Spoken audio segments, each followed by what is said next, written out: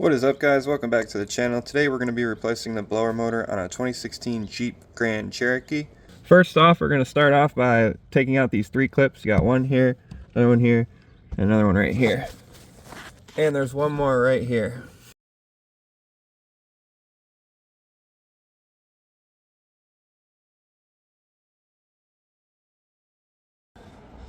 That's what they are.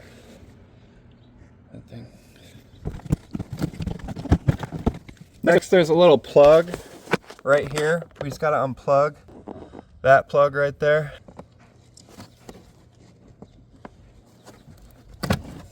Really look at it. This pushes down, and then this should move that way. So if we push this all the way down, and then put a screwdriver in here and turn it, it should come out right here.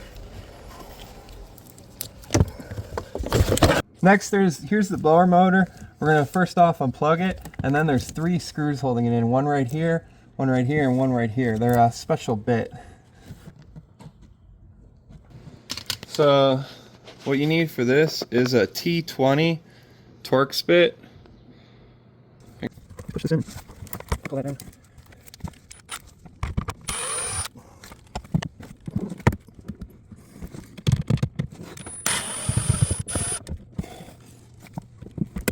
The wiring harness is right here.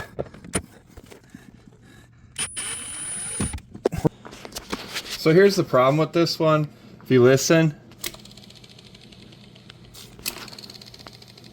it has that ticking noise, which is really annoying. So we're gonna put the new one in.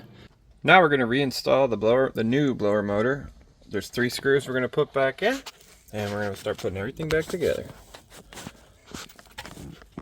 I don't ever fucking go, ever.